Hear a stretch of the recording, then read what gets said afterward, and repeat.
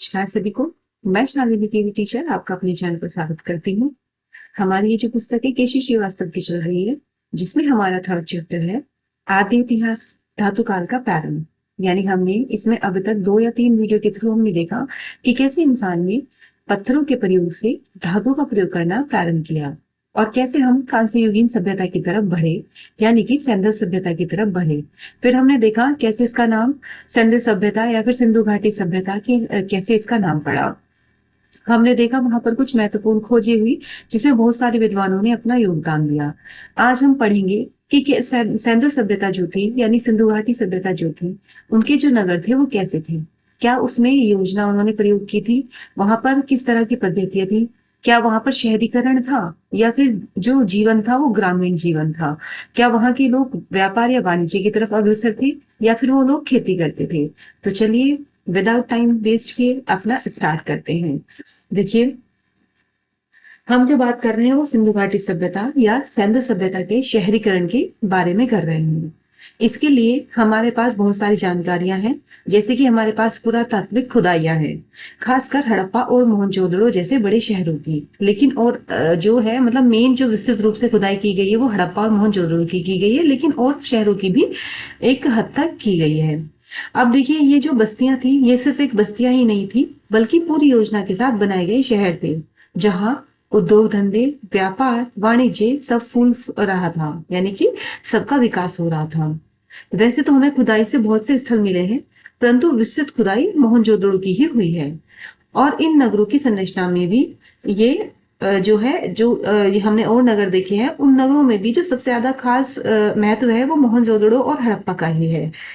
अब इन दोनों में हड़प्पा और मोहनजोदड़ो में हम क्या देखेंगे कि इसमें हमें यहाँ पर बहुत सारे अंतर दिखाई देंगे। जैसे कि यहाँ पर जो हमें नगर होंगे वो 2 हिस्सों में बटे हुए दिखाई देंगे। एक तो होगा हमारा पश्चिम में और एक होगा हमारा मतलब पश्चिम में जो होगा ऊंचा टीला होगा जिसे हम दुर्ग या सिटाडेल कहेंगे, और पूर्व में होगा हमारा एक सेकेंड पूर्व में होगा हमारा निचला हिस्सा, है ना। यानी कि जो निचला हिस्सा होगा शायद वहां पर आम लोग रहते होंगे, और ये जो दुर्ग थे ये ऊंची दीवारों से घिरे रहते थे, जो ऊंची चौड़ी रक्षक दीवारें होती थी जिनसे कि दुर्गों की रक्षा की जाती थी।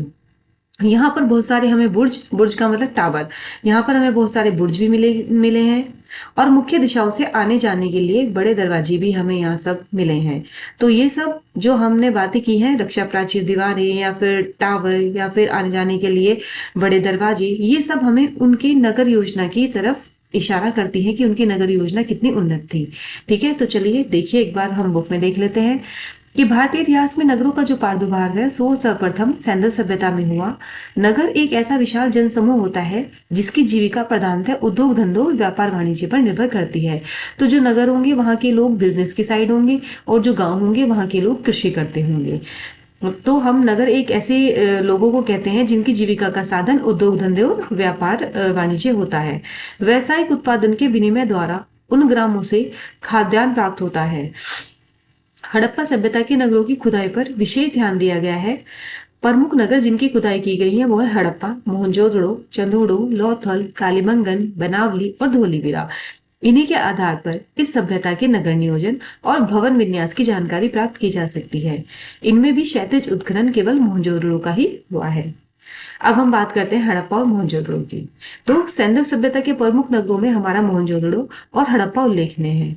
हड़प्पा जो है वो पाकिस्तान के पंजाब प्रांत के अंतर्गत जो शाहीवाल जिला है वहां पर पड़ता है। हड़प्पा और मोहनजोदड़ो दोनों उच्च कोटि के नगर निवेश यानी जो है वो बहुत ज्यादा उनकी जो शहरीकरण में प्लानिंग काफी अच्छे लेवल की गई थी। तो जो टाउन प्लानिंग का उदाहरण प्रस्तुत करते हैं, तो मैंने अभी बताया कि वहां पर जो है नगर वो 2 पार्ट में डिवाइड था, वहां पर दुर्ग वगैरह भी बने हुए थे। तो देखिए उनका विधान दुर्ग के रूप में किया गया है, जिसमें परिखा, प्राकार, द्वार, अट्टालक, बुर्ज यानी टावर, राजमार्ग, प्रसाद, कोष्टगार, सभा, जलाशय आदि वास्तु के सभी तत्वों में प्राप्त होते हैं। मतलब जो आज के टाइम में हम नगरों में जो योजनाएं देखते हैं वो उस टाइम पे भी हमें मिली है। इन नगरों की खुदाई से पूर्व तथा पश्चिम में 2 टीले मिले हैं। पूर्वी टीले पर क्या होता था, नगर होता था, तथा पश्चिमी टीले पर दुर्ग स्थित होता था। नगरों के जो दुर्ग होते थे वो ऊंची और चौड़ी दीवारों से घिरे होते थे। प्राचीरों में बुर्ज तथा मुख्य दिशाओं में गोपुरम बनाए गए थे। मतलब जो आपके प्राचीर थे यानी कि जो सुरक्षा दीवारें थी उनमें आपके टावर और मुख्य दिशाओं में द्वार यानी गोपुरम बनाए गए थे। वी.एस. अग्रवाल ने सैंधव पुरों की पहचान ऋग्वेद में वर्णित असुरों के पुरों से स्थापित की है।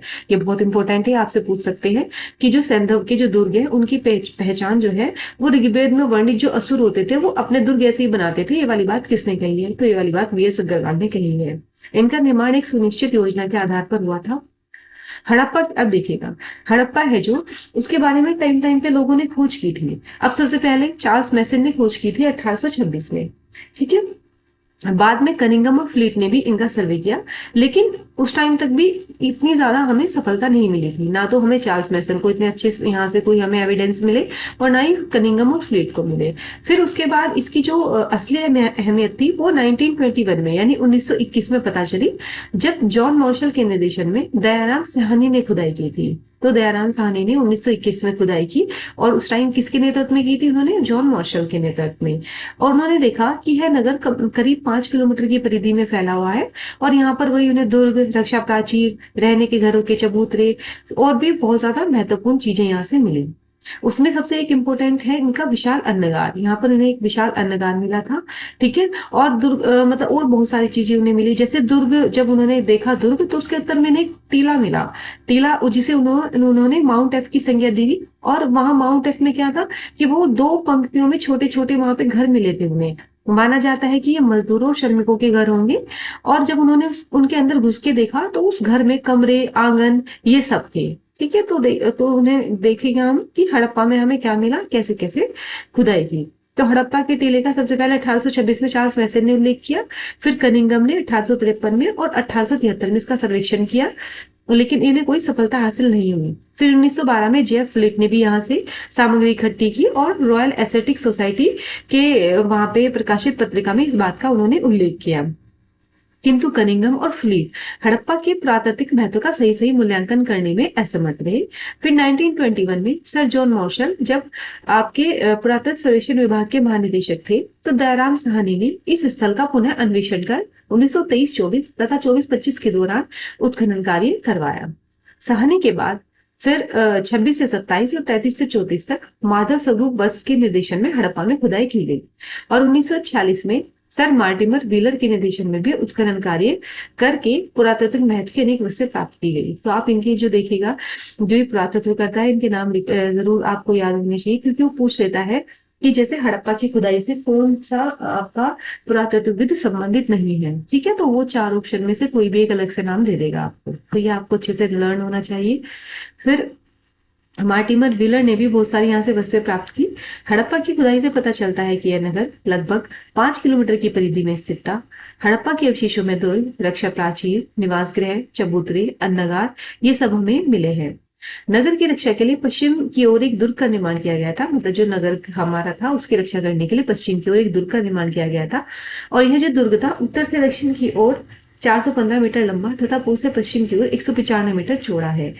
जिस टीले पर यह दुर्ग बना है उसे व्हीलर ने माउंट एबी की संज्ञा दी है। तो ये बहुत इंपॉर्टेंट है कि हड़प्पा के पास में जो एक दुर्ग बना है तो उसे माउंट व्हीलर ने क्या कहा था, तो उसे माउंट व्हीलर ने माउंट एबी की संज्ञा दी थी। दुर्ग के चारों एक सुरक्षा दीवार बनी थी जो अपने आधार पर 13.5 मीटर चौड़ी थी। इसमें स्थान स्थान पर द्वार तथा उसके समीप रक्षक गृह बनाए गए थे।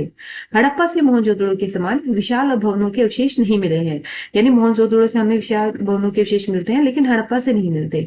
दुर्ग के उत्तर में स्थित 6.1 मीटर ऊंचा एक टीला है जिसे माउंट एफ की संज्ञा दी गई है। मैंने बताया था आपको कि दुर्ग के उत्तर में एक टीला था, वहां पे हमने उसको माउंट एफ कहा था क्योंकि वहां से 2 पंक्तियों में छोटे छोटे घर भी मिले थे जहां पर माना जाता है कि वो मजदूर या श्रमिक रहते होंगे। तो इन्होंने कहा कि वहां से भवनों के अवशेष मिले हैं। इनकी 2 भिन्न भिन्न पंक्तियां थी, उत्तर की पंक्ति में 7 तथा दक्षिण की पंक्ति में 8 ग्रह के अवशेष मिले हैं। ये बहुत इंपॉर्टेंट है, आपको लर्न करना है कि उत्तर की पंक्ति में 7 घर थे और दक्षिण की पंक्ति में 8 घर थे और जो प्रत्येक का आकार था वो 17 गुना 7.5 मीटर का था। फिर उसके बाद जब हमने वहां पर जाकर के देखा तो हर घर में हमें कमरे और आंगन में मिले। इसमें मोहनजोदड़ो के घरों की भांति कुएं नहीं मिलते। तो देखिए क्वेश्चन यहाँ पे ये है कि क्या वहां पर कुएं भी मिले थे, तो वहां पर हमें कुएं नहीं मिले थे, ठीक है। लेकिन कुएं ना मिल करके लेकिन हमें वहां बहुत सारी चीजें मिली, जैसे अनाज कूटने के चबूतरे मिलेंगे हमें वहीं पे ही, ठीक है। और हमें फिर विशाल अन्नगार भी मिलेंगे जो अंगार होगा हमारा, वो कम से कम भी शायद 15 मीटर लंबे या 6 मीटर चौड़े होंगे, और उनके जो दरवाजे होंगे वो नदी की तरफ खुलते होंगे। ठीक है, तो देखिए चलिए, तो इन्होंने कहा हमें कि प्रत्येक घर के कमरे में आंगन था, और प्रत्येक घर में कमरे थे और आंगन थे, लेकिन मोहनजोदड़ो के घरों की बातें हमें यहाँ पर कोई नहीं मिलती। घरों के आकार प्रकार से स्पष्ट होता है कि श्रमिक वर्ग के आवास रहे होंगे। घरों के उत्तर की दिशा में 18 गोल चबूतरे बने हैं, जिनके बीच में एक बड़ा छेद है जिसमें लकड़ी की ओखली लगी थी। इनमें लोग मूसलों से अनाज कूटते होंगे। यहाँ से जौ के दाने, जले गेहूं और भूसी पाई गई है।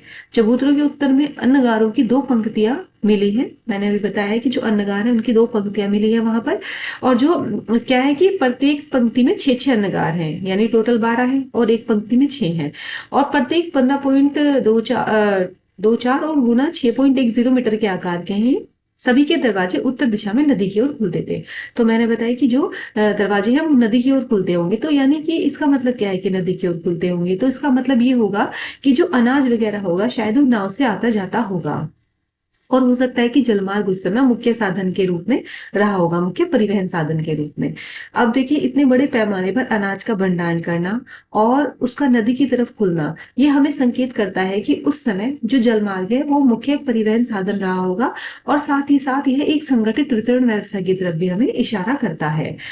तो देखिए, इन्होंने कहा कि जो सभी के दरवाजे हैं वो उत्तर दिशा में नदी की तरफ खुलते हैं। इनसे जलमार्ग द्वारा विभिन्न स्थानों में आसानी से अन्न भेजा जा सकता था।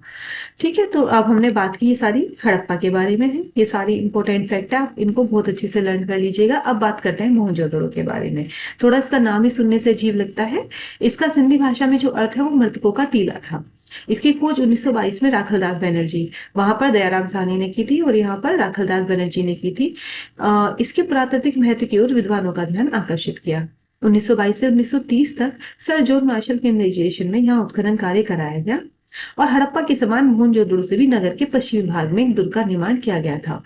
यानी हमें देखिएगा, यहाँ पर भी मोहनजोदड़ो की तरह ही हमें यहाँ पे कुछ विशेषताएं घरों की देखने को मिलती है। लेकिन बात यहाँ पर ये है कि यहाँ पर जो हमें नगर मिले हैं वो हड़प्पा से थोड़ा अच्छी हालत में मिले हैं। ठीक है, और यहाँ की मतलब और बहुत ज्यादा प्रसिद्ध चीजें हैं। एक मेन इंपॉर्टेंट यहाँ की चीज हमें मिलेगी, वृद्ध स्नानागार। तो जो वृद्ध स्नानागार था, तो वो सच में ही एक देखने लायक, एक समझिए एक अजूबा था उस समय का। यह एक बहुत बड़ा परिसर था, कम से कम भी 55 मीटर लंबा और 33 मीटर चौड़ा, और उसके बीचों बीच में एक बड़ा जलाशय भी हमें देखने को मिलता है। तो देखिएगा, हमने देखा कि 1922 से 1930 तक जॉन मार्शल के निर्देशन में यहाँ उत्खनन कराया गया, और इसके भी पश्चिम भाग में दुर्ग का निर्माण किया गया था।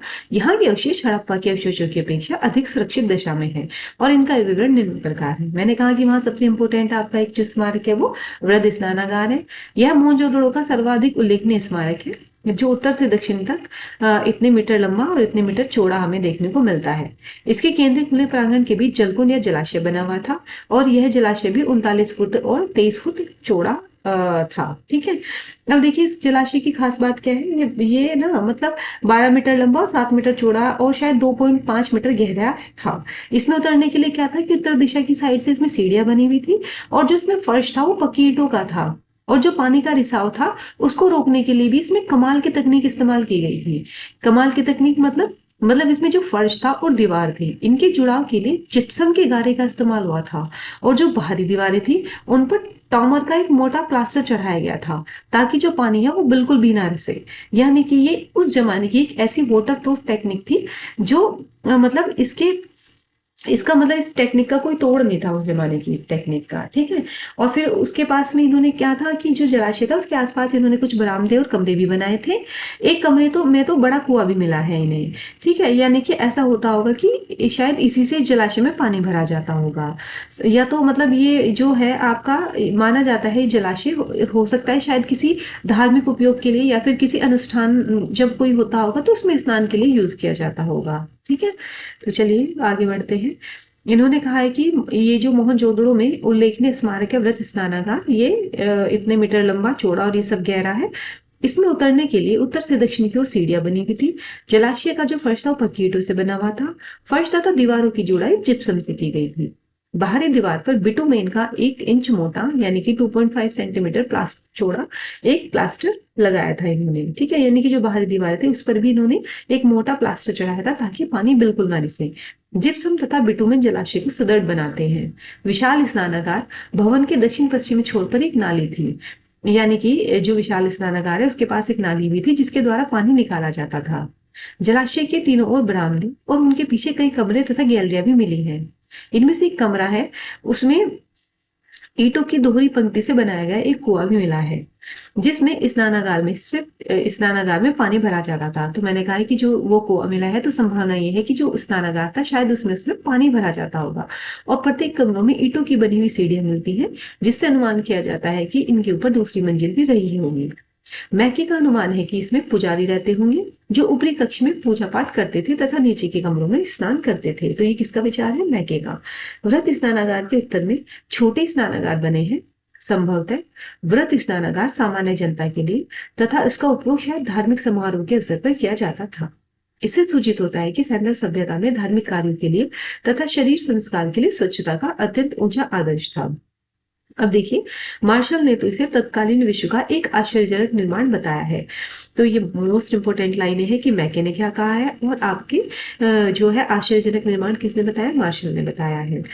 डीडी कौशाम्बी ने वृत्त स्नानागार की तुलना कालांतर के संस्कृत ग्रंथों में अनेकश वर्णित पुष्कर अथवा कमलताल से करते हैं। तो जो डीडी कौशाम्बा है, इसकी जो डीडी कौशाम्बी जो है इसकी तुलना वृत्त स्नानागार की किससे करती है? पुष्कर या फिर कमलताल से, जो धार्मिक संस्कार से संबंधित स्नान तथा शुद्धिकरण के अलावा राजाओं पुरोहितों के अभिषेक के लिए आवश्यक माना जाता था। ठीक है, तो हमने वृत्त स्नानागार के बारे में देख लिया। अब दूसरी इंपॉर्टेंट हमें चीज जरूरत मिलती है अन्नगार। अन्नगार जो है भाई वो भी काफी बड़े मिले हैं हमें, कम से कम भी 40 मीटर लंबे और 23 मीटर चौड़े के आसपास। और इनकी भी खास बात ये होती थी कि उस समय के लोगों ने ये भी ध्यान रखा है कि अन्न को कैसे वो सुरक्षित रख सकते थे। मतलब उन्होंने वहां पर हवा के आने जाने के लिए रास्ते बनाए थे। ठीक है, और मतलब उन्होंने इस तरीके से ईंटों के अलग अलग ब्लॉक बनाए हैं ताकि कि उस समय के अन्न को बिल्कुल सुरक्षित रखा जा सके। ये शायद हो सकता है वहां पर राजकीय अन्न भंडार रहे होंगे, जैसा कि मिस्र और मेसोपोटामिया में होता था। ठीक है, चलिए बात करते हैं। स्नानागार के पश्चिम में 1.52 मीटर चौड़े चबूतरे पर निर्मित एक भवन मिला है, जो पूर्व से पश्चिम 45 मीटर लंबा तथा उत्तर से दक्षिण 22 मीटर चौड़ा था। इसका निर्माण ऊपरी ढांचा जो शायद बांस का बना था अब नष्ट हो गया है। इसे व्हीलर ने अन्नगार बताया है। इसमें ईंटों के बने हुए विभिन्न प्रकार के 27 प्रकोष्ठ मिले हैं। अन्नगार में हवा के लिए स्थान बनाए गए थे। इसमें उत्तर की ओर एक चबूतरा जो अन्न रखने के लिए तथा निकालने के समय उपयोग में लाया जाता था। अन्नगार का सुदृढ़ आकार प्रकार, हवा के आने जाने की व्यवस्था तथा उसमें अन्न भरने की सुविधा निसंदेह उच्च कोटि की थी। तो देखिए उस समय के लोग भी कितने ज्यादा एक तरीके से वैज्ञानिक ही थे, जो कि हर चीज का ध्यान रख रहे थे कि कैसे स्वच्छता का ध्यान रखा जाना है, कैसे हम चीजों के जो खाने पीने की चीजें हैं उन्हें हम कैसे बचाकर लंबे समय के लिए रख सकते हैं। तो विद्वानों का विचार होगा कि शायद यह राजकीय भंडार ही रहा होगा। अब देखिए यहाँ पर दो इंपॉर्टेंट चीजें हमें देखने को मिली, एक तो स्नानागार और एक हमने देखा आपका अन्नगार। अब इन्होंने कहा कि जो स्नानागार था, मतलब जो हमारा ये जो था स्नानागार, बृहत स्नानागार, उसके पास ही एक बड़ी इमारत मिली है जिसे विद्वानों ने पुरोहित का, जो पुरोहित यानी पुजारी होते थे, उनका विद्यालय या फिर आवास माना है। और एक वर्गाकार इमारत मिली है जिसे शायद सभा भवन कहा जाता था। जो सभा भवन था वो 27 मीटर वर्गाकार मिला है। ठीक है, यानी कि जो 27 मीटर के आसपास वो वर्गाकार था और 20 खंभों के वहां पर हमें निशान मिले हैं। शायद ये बताते हैं कि वहां पर सार्वजनिक सभाएं होती होंगी, मतलब सार्वजनिक जीवन वहां पर काफी व्यवस्थित था। तो देखिए हम बात करते हैं, थोड़ा सा ये आपको ब्लर दिखाई देगा, अगर आपके पास बुक है तो आप बहुत से देख लीजिएगा। तो देखिए पुरोहित आवास, वृत्त स्नानागार के उत्तर पूर्व में हमें एक विशाल भवन के अवशेष मिले हैं जो 10 मीटर वर्गाकार का आकार का वर्गाकार प्रांगण था। 3 बरामदे और कई कमरे मिले हैं हमें यहाँ पर, पक्की ईंटें यूज की गई थी। और विशाल जो भवन का जो विशाल आकार प्रकार है तथा स्नानागार से उनकी सन्निकटता देखने को मिलती है और माना जाता होगा कि यह प्रधान पुरोहित अपने सहयोगी के साथ निवास करते थे और इसे पुरोहितों का विद्यालय है ना, ये सब कहा गया है। यहीं से हमें एक सभा भवन भी मिला है। इसने कहा दुर्ग के दक्षिण की ओर 27 मीटर आकार का एक वर्गाकार भवन मिला है जिसे सभा भवन कहा गया है। इसमें ईंटों के 20 खंभों के अवशेष मिले हैं। इनकी 4 कतारें हैं, प्रत्येक में 5-5 स्तंभ हैं। मुख्य प्रवेश द्वार उत्तर की ओर था। संभवतः इन स्तंभों पर भवन की छतें टिकी हुई थी। ठीक है, भवन के भीतर बैठने के लिए हमें चौकियां वगैरह मिली है। और मैके के विचार में या तो यहाँ पर कोई बाजार लगता होगा, लगता है कि इस भवन का उपयोग सार्वजनिक सभाओं के लिए भी किया जाता होगा। ठीक है, तो ये हमने सब यहाँ पर देखा कि सभा भवन क्या था, पुरोहित आवास क्या थे, अन्नगार कैसे थे और स्नानागार कैसा था। चलिए अब बात करते हैं सड़कों की तरफ। यानी हम देखते हैं कि वहां पर सड़कें किस तरीके से बनी हुई थी। तो जब हम पढ़ेंगे तो हम देखेंगे कि जो सड़कें थी वो पूरी तरह योजनाबद्ध थी, और जो मुख्य सड़क थी जिसे कि राजपथ कहा गया है वो काफी चौड़ी थी, यानी कि 9.15 मीटर के आसपास और 30 फुट चौड़ी। और जो बाकी गलियां थी वो, हमें बाकी गलियां और छोटी छोटी सड़कें भी देखने को मिलती हैं जो एक दूसरे को समकोण पर काटेंगी। इससे हमें ये पता चलता है कि जो पूरा शहर था वो जालीनुमा था या फिर ग्रिड पैटर्न में बटा हुआ था। जो सड़कें थी उन पर साफ सफाई का भी काफी ध्यान रखा जाता था। कूड़े डालने के लिए हमें जगह जगह पर गड्ढे या कूड़ेदान मिलेंगे। शायद ये इस सभ्यता की सबसे बड़ी तकनीकी उपलब्धि थी कि जो सफाई का ध्यान रखा गया है, साथ ही साथ यहाँ पर जल निकासी का भी बहुत अधिक ध्यान रखा गया है। जल निकासी मतलब जो इस सड़क या गलियां मिलेंगी तो उनके दोनों किनारों पर हमें पक्की ईंटों से बनी हुई नालियां मिलेंगी। इसमें क्या होगा, नालियों में शायद घरों का गंदा पानी, है ना, वो सब निकलता होगा। जो घरों का गंदा पानी होगा पहले छोटी नालियों से निकलता होगा, फिर छोटी नालियों से बहकर वो शायद बड़ी नालियों में जाता होगा, और फिर शायद ये शहर की एक मुख्य जो सार्वजनिक नाली होगी शायद उसमें मिल जाता होगा। और ये जो नालियां थी ये ढकी हुई थी, मतलब और सफाई का पूरा ध्यान रखा गया था ताकि बीमारियां भी ना फैले। और सफाई के लिए बीच में एक मैनहोल वगैरह भी बने रहते थे। ठीक है, तो यानी कि यह उस समय की एक बहुत ज्यादा अविश्वसनीय बात है। यानी उस समय जब मिस्र और मेसोपोटामिया में भी पक्की ईंटों का इस्तेमाल हमें बहुत कम देखने को मिलता है, वहीं उसी समय की यानी उससे भी पहले की जो सभ्यता हमारे यहाँ पनपी है उसमें हमें पक्की ईंटों का इस्तेमाल बहुत अधिक देखने को मिलता है। ठीक है, चलिए बात करते हैं। इन्होंने कहा है हमारा, देखिए अब हम बात करते हैं सड़कों की तरफ। मोहनजोदड़ो की मुख्य विशेषता है उसकी सड़कें थी। मोहनजोदड़ो की जो मुख्य सड़क थी जिसे हमने राजपथ कहा है वो 9.15 मीटर चौड़ी थी, जिसे कि राजपथ कहा गया है। अन्य सड़कों की चौड़ाई भी हमारे 2.5 मीटर से लेकर के 3.5 मीटर के आसपास थी, और गलियां 1.80 मीटर तक चौड़ी होती थी। सड़कें सीधी दिशा में एक दूसरे को समकोण पर काटती थी। नगर को अनेक वर्गाकार तथा चतुर्भुजाकार खंडों में विभाजित करती थी। सड़कें मिट्टी की बनी थी किंतु उनकी सफाई की अच्छी व्यवस्था थी। इन पर कूड़ा करकट एकत्रित करने के लिए इस स्थान पर गड्ढे अथवा कूड़ा पात्र रखे जाते थे। हड़प्पा की सड़कों के किनारे इस प्रकार के गड्ढे खुदे हुए मिलते हैं। मोहनजोदड़ो की एक सड़क के दोनों किनारों पर चबूतरे बने हुए मिलते हैं। संभवतः इन पर बैठकर दुकानदार वस्तुओं की बिक्री किया करते थे। प्रत्येक खंड में भवन बने होते थे। अधिकांशतः भवनों में निजी कुल व स्नानागार होते थे। नगर में नालियों की सुंदर व्यवस्था थी। प्राय प्रत्येक सड़क तथा गली के दोनों ओर पक्की नालियां बनाई गई थी। इनसे होकर नगर का गंदा पानी बाहर निकाला जाता था। किसी किसी स्थान पर बड़ी नालियों के बीच में गड्ढे भी बना दिए जाते थे, जिससे नाली का कूड़ा करकट एकत्रित हो जाता था। बड़ी नालियों को पत्थर की पट्टियों से ढक दिया जाता था। मकान के कमरों, रसोई, स्नान गृह, शौचालय आदि सभी से निकलकर नालियों को एक बड़ी नाली में जोड़ दिया जाता था। फिर वह बड़ी नाली सार्वजनिक नाली में मिल जाती थी, और स्थान स्थान पर मेनहोल बने होते थे।